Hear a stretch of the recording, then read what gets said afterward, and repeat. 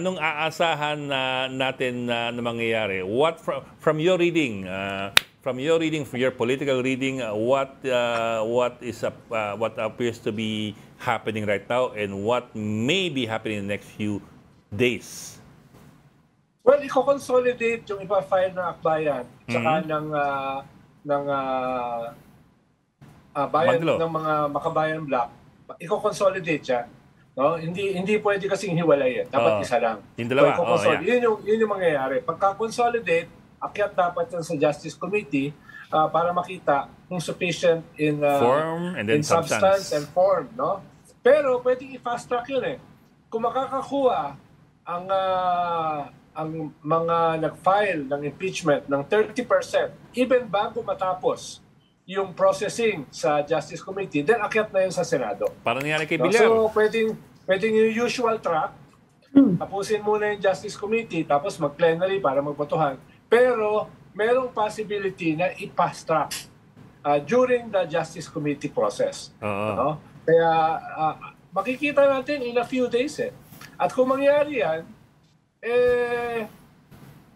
baka yung modicum, baka pati yung modicum mo, may wala. Talaga? Teka. Tito Ronald, you're telling us the process eh. What I'm trying to get from you is not the process. What I'm trying to get from you is your projection. Ikaw, wina 1, 2, 3 mo ko eh. Diretso mo na. Ano tama, Ami, na changing the topic to tick? Pinapaliwanag mo sa akin proseso. Gumagawa ko ng mga explainer eh. Alam mo yan. Ano yung projection ko? Talaga, wina 1, 2, 3 mo ko eh. Pero Ronald, hindi ba medyo mahirap yan? Alam naman natin yung Alam naman natin yung basihan ng impeachment, yung articles of impeachment. Sinundan natin yan over the past few weeks. Medyo malakas yung kaso, di ba? Medyo mahihirapan yata ang House na sabihin na insufficient in form and substance. Lahat ng mga sumusunod doon sa mga pangyayari in the past weeks, magtataka naman yan kung biglang itapon niya ng House, di ba? Di ba medyo mahirap gawin yon? Kaya may mga nagsasalita na rin actually doon sa supermajority, sinasabi nila, hindi naman daw discretionary ang trabaho nilang yan. It's a constitutional duty to act on the complaint. At kailangan maging credible yung action nila on a credible complaint, hindi ba? Kaya medyo mahirap siya. Tama si Ami. Sabi nga ni Ami kanina, this is a political process, not just a legal process. No? At ikalawa, may mga lumabas ng indications. Halimbawa, last week, naglabas ng statement ang House na duty-bound sila na i-process ang isang impeachment complaint pag may nag-file. No? Ibig sabihin na hindi naman na sila sabing dumalabag sila sa presidente. Ang sinasabi lang nila ay kasama sa mandate nila na harapin ang any impeachment complaint. At kahapon, nagpatawag ng attendance check yung speaker no sa flag raising nila at nagpa-breakfast. Ibig sabihin, nagko-consolidate yung speaker for something. Tapos sa press con ng mga young guns kahapon, ang sabi nila, ayaw nila sagutin yung mga tanong tungkol sa impeachment. Sabi lang nila, we will have a very colorful week. Whatever yung ibig sabihin ng colorful week, makikita natin in the next few days. No? At ikatlo, tungkol sa tanong ni Ed Tingao, tingin ko ay bagamat uphill dahil nga kulang sa oras at may ganung statement ang presidente, at tingin ko dahil may nag-file, tingin ko ay may possibility na ma-impeach. Mas mahirap pa yung pag-umakyat sa Senado. Tingin ko mas malaki yung possibility ng impeachment in the House dahil hindi yan ganun katagal. At ang kumpas dyan, yung speaker. Kaya nga medyo revealing yung pagpapatawag ng speaker ng attendance check kahapon. Ibig sabihin, meron siyang kinoconsolidate. No? Tingin ko yung pag-consolidate niya, hindi naman pag-reject ng impeachment. Nasabi nga ni Ami, ay from our vantage point, ay parang sufficient naman in substance and form. Hindi naman mga house show yung nag-file eh. Di ba? Mga pa naman yun, medyo magagaling naman, no? Siyempre, mas magaling pa rin si Ed Tingao, no? Dahil learned siya. I'm not learned. Sa batas, no? Learned siya. Pero itong mga to ay medyo learned din. Kaya hindi naman sila magpa-file ng medyo house show na impeachment, articles of impeachment. Kaya tingin ko ay yung possibility na magkaroon ng impeachment ay kahit uphill, in spite of the statement of the President, ay very possible. May very, hindi lang possible. Pero how will that appear to the public and to the political landscape na the President had made it very clear, at least if you take it literally, made it very clear that he would rather put it aside. Tapos Congress goes on, and at least on the House level, Congress goes on and if ever impeaches the Vice President. Anong appearance nun? Well, depende hindi independent yung House. Depende yan sa spin eh. Parang baka nagtagumpay yung taktika ng presidente na nakadistansya siya. Na hindi niya pinapa-impeach yung kanyang vice president. At yung ganung distansya ay pwedeng successful sa taktika ng presidente. Tapos yung pagpatuloy ng process sa House, pwede niya sabihin ay, yan, mandate na yan ng House. Nagsalita na ako, so hindi ako ang responsable diyan sa impeachment na yan. Pwede siya maghugas kamay. Kasi, pwede nga, depende sa spin, pwedeng palabasin na, healthy ang ating political system. No? Nagsalita ang presidente, pero tinuloy ng House dahil mandate nila yan. Tapos pwedeng sabihin ng presidente, hindi ako nagpa-impeach sa vice president. Wala akong kinalaman dyan. No? Sila pa niyan, sila Ed Lingao at saka sila Patrick Paes ang may kagagawa niyan. Pwedeng sabihin niya, depende sa spin, no? Pero wala akong... Yan ang sinabi ng Malacanang ngayon. Yun ang sinabi ng Malacanang ngayon, si E.S. Bersamin. Yes. Na hands off sila sa impeachment. Yes. So ang kalalabasan niyan, ang lalabas sa House ay they are actually independent, or yun na nga yung sinasabi ngayon ng mga congressman, it's our duty. Hindi sa amin, hindi discretionary itong ginagawa namin. We are required to act on the impeachment. Di ba? Pero they are required to undergo the process, but they are not required to cast their vote either way. I mean, they can just cast it. 30% lang yung kailangan mo eh. 30% lang. 30%, yeah. 100 lang yun. Pwedeng si Joey Salceda ay wala dun sa 30%. No? Nandun siya sa 2/3. No? 2/3 ba yun? Ano bang 2/3? Yeah, 2/3. So, nandun siya sa 2/3. Kaya hindi naman nakakabigla yun. Mas maraming kongresista ang hindi boboto sa impeachment. No? Lalo na yung mga kongresista na sinesecure yung kanilang electoral bid sa 2025. Halimbawa, di ba? Dahil may mga puwersa na pwede makabawas sa kanila. Yung mga 100, more or less, na pipirma. 106 nga. 106 ang kailangan mo to meet the threshold eh. Yes. So yung 106 ay yun yung ang tawag ni Ed, may modicum of independence. Tsaka meron emotional separation. Yan. Pero aasahan naman natin na mas marami yung hindi boboto. Mas marami. Because they can play it safe. 2/3 can play it safe and you can still get the numbers. Exactly. Pwede makiusap yan sa powers that be. Boss, tabi muna ako. Hindi na kami pumirma. Delikado kami sa distrito namin eh. Boss, may mga religious institutions na sinasabihan kami na mababawasan kami ng boto pag bumoto kami sa impeachment. So may ganung mga negosasyon. So yung magiging 106, ito yung medyo safe sa kanilang distrito.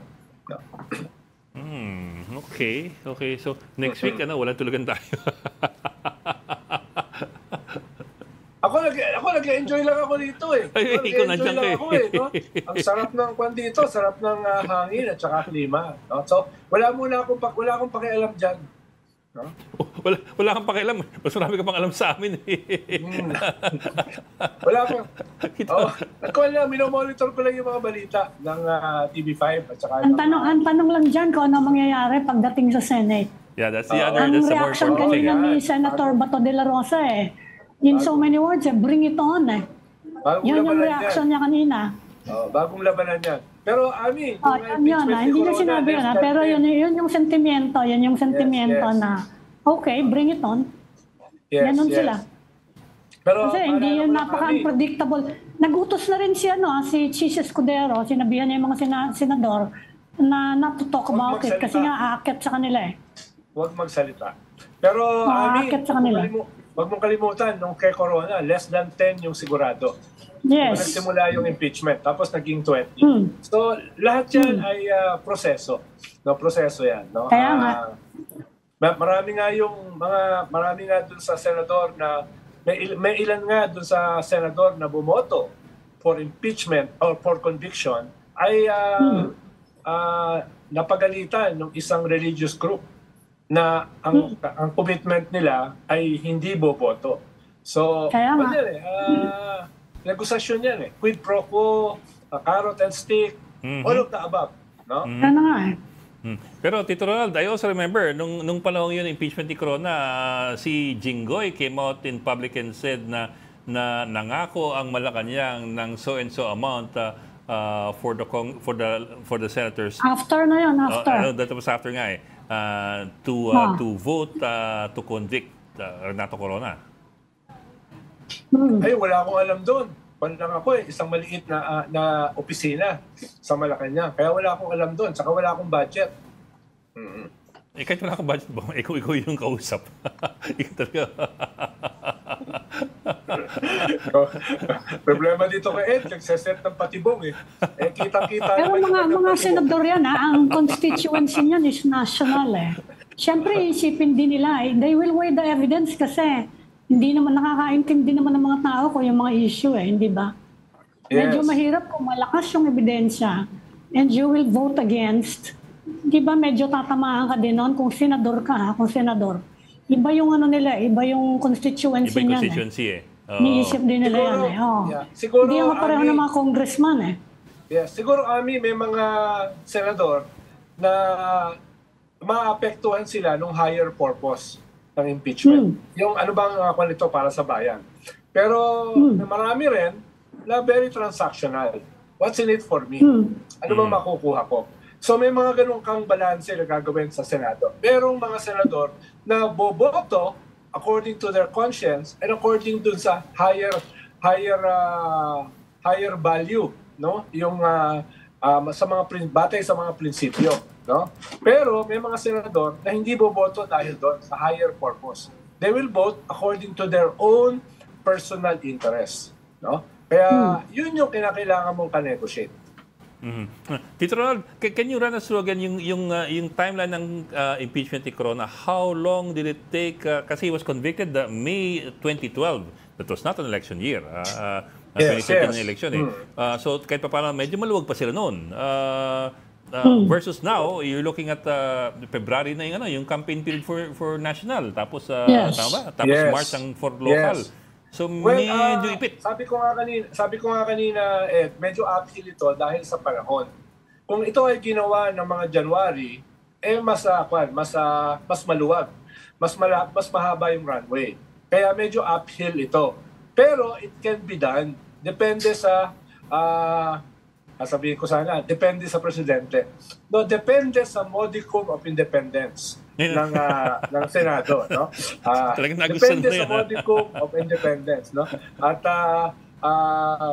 pero yung kay Corona, na-impeach siya December 12. No? Yeah. Nagsimula yung filing just a few days before.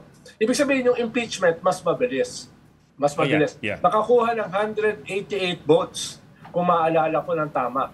Yung Kongreso kahit ilang araw lang, no? Dahil nga sabi mo meron silang modicum of independence, no?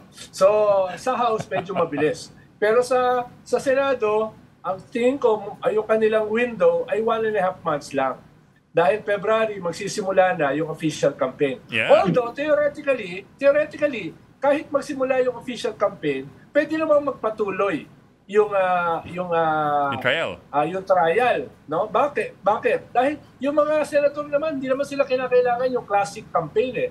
Yung pupunta ka sa mga sorties. Ngayon kasi ang campaign, TikTok, social media. So hindi kinakailangan physically yung mga senador nandun sa kampanya. So feasible, no? Feasible theoretically, pwedeng 1.5 to 2 months, no? Yung proseso sa trial sa Senado. Hindi siya imposible, no? Pero nga inuulit ko, medyo narrow yung panahon, no? Pero it can be done. It can be done, no? Kung may modicum of independence ang Senado. Tsaka besides po, an impeachment trial is the ultimate melodrama. It's the ultimate platform for a good campaign. If you know how to tweak it right, you can look good or you can look bad to everybody who's tuned Pero in. Ed, kapag kampanya, alam mo naman ng mga botante natin, ang iniisip niya na what's in it for me? Yes. Importante ngayon sa atin, nakita natin na impact niya noong 2022 and in recent previous elections. Nakita natin kung ano talaga ang pangangailangan ng tao natin. Kung sino yung makakatulong sa kanila directly. Baka maging negative din yung impact niya dun sa iba na, ano ba yung natupag nyo, hindi kami ayusin nyo. Di ba meron din yung sentimento na iisipin mo din yun eh. Yeah. Yes. Ang problema lang, Ami, impeachment after the midterms is doomed. Yan na nga. Wala nang susuporta sa impeachment after the midterms. No? Sana, ang mas maganda sana, nagsimula ito earlier. Pero wala silang choice eh. Other groups will have to file impeachment before the midterms. Dahil alam nila, after the midterms, wala na yan. No? Kaya yun yung makikita natin ngayon. Whether that will prosper in spite of the time limit. Bok, expand on that a bit. When you say... Wala pang Quadcom noon eh, Ronald. Wala pang Quadcom nung early this year eh. Yeah. Saka hindi pa sobrang away eh. Wala pa nagtetrete na magpapapatay ng sino-sino. Assassination. Kaya gano'n. Kaya wala pa impeachment. Kaya ganyan. Saka may isa pang problema, Ronald, kapag natalo tong impeachment complaint na to at the House, inoculated siya for 1 year, di ba? Yes. Kaya medyo mahihirapan na sila. Kaya nga, Ami, iniisip do or die to ngayon, do or die. Kaya iniisip ng powers that be yan, no? Dahil meron namang siguro nag-iisip sa powers that be na impeachment after the midterms ay wala nang kinabukasan. So, ang possibility lang ay ngayon, kahit manipis. Kaya, pero, kailangan nilang dumistansya para hindi naman magmuka na yung presidente pinapa-impeach yung kanyang vice president. Parang hindi maganda tignan eh, di ba? In spite ng mga banat sa kanya ng vice president. Kaya posible na may ganong klaseng framework. Pwede may ganong klaseng framework. Hindi ko sinasabing meron ganon, no? Kaya nga makikita natin in the next few days, araw na lang, kung ito ay magpo-prosper. After i-consolidate yung articles of impeachment ng Makabayan Bloc at saka ng Akbayan plus. So makikita natin na in just a few days. Tito Ronald, Yung pagdidistansya, Ronald, may isang problema yung pagdidistansya ng Malacanang eh. Alam ko sasabihin ng Duterte camp eh. Kaya nyo ako gustong tanggalin, sasabihin ni BP, gusto nyo ipalit sa akin yung tao ni President Marcos. Siya mamimili eh. Yan ang isang problema nila sa pagdidistansya nila. Yes. So, iniintay natin. I think that will be part of the reaction of the VP if she finally speaks about it. Yes. Tanggap naman. Kasi matagal niya sinasabi yun eh. Gusto nila akong tanggalin kasi gusto nila akong palitan ng tao nila. Yes. Kaya isang aspeto nito, Ami, ay labanan sa communication. Sino ba mas magaling sa communication? Sino ba mas magaling sa spin? No? Ikalawa, ay hindi pa natin napag-uusapan. May mga gagalaw na forces. No? Yung nakikita mo sa EDSA Shrine na 200, no? Pwedeng lumaki yan pag nagsimula na yung impeachment. No? Dahil may mga naghihintay in the margins na mga mas malalaking puwersa na nagtetreten na kumilos pag nagsimula yung impeachment. Ang balak nila ay EDSA 4. No? Ganong klaseng scale.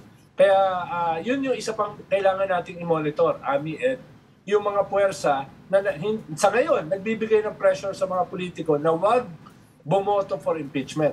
Pero kung mag-proceed yung impeachment, itong mga grupo na ito ay kikilos. No? Nakahanda silang kumilos. Whether yung kanilang pagkilos will trigger something, I doubt it. Whether yung kanilang pagkilos ay substantial enough to pressure the Senate not to convict the Vice President, I'm not too sure. Pero yung plano nila to trigger yung sinasabi ni Digong na mutiny at saka coup, I doubt that is feasible. The military won't support a political project or a political family na openly pro-China. No? Yun naman yung kaya yun naman yung kailangan tignan din natin. Hindi lang yung impeachment process. Yung parallel sa impeachment process na balak mag-mobilize ng malaki. Dahil yung sa ngayon, yung EDSA's ride, hindi siya threat eh. Di ba? Hindi siya threat. Just a few hundreds. At most 200. No? Pero hinihintay natin yung hindi pa gumagalaw. Okay. Tito Ronald, one last one from me. I'm reading now Article 11, Section 2.4 of the Constitution. I'll be just a little bit malicious lang, looking at possibilities and probabilities here. Kasi you keep saying na mag-abang kayo in the next few days, parang may malaki mangyayari. So by that, I take it to mean na mukhang may bigla ang shortcut o may bigla ang lagaboom. Yung Article 11, Section 3.4 is in case of a verified complaint or resolution filed by at least 1/3 of the members of the House, it already constitutes the articles of impeachment and trial by the Senate shall forthwith proceed. It's a shortcut. Hindi ka na dadaan ng Justice Committee, hindi ka na magbobotohan sa Justice at hindi ka na mag-plenary parang ang ginawa ni Villar. Nakuha siya ng 1/3 na pirma, shock na kagad. May ganun bang nangyayari ngayon na pag-iipon ng ganun na mga pirma? I doubt it. Tingin ko magkakaroon at the very least, isang meeting yung Justice Committee. At the very least. Isang meeting, okay. Para naman nakita na sinunod yung proseso. Pero tingin ko ay hindi yan tatagal sa Justice Committee. Kung tatagal yan sa Justice Committee, ibig sabihin ay talagang sarado yung impeachment. Hindi lang sa Malacanang, kundi sa House. Kaya sabi ko, makikita natin in the next few days.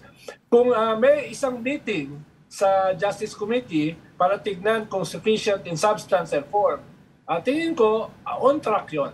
Pero kung magkakaroon ng several meetings sa Justice Committee na wala yung 30% vote, tingin ko ay baka yung uphill ay talagang masyadong steep hill na. No? Talagang mahirap na talaga. Even if there is a small possibility of success. Kaya yun yung tinitingnan natin. Kung tatagal sa Justice Committee, malamang ay naghihingalo na yan, yung impeachment process.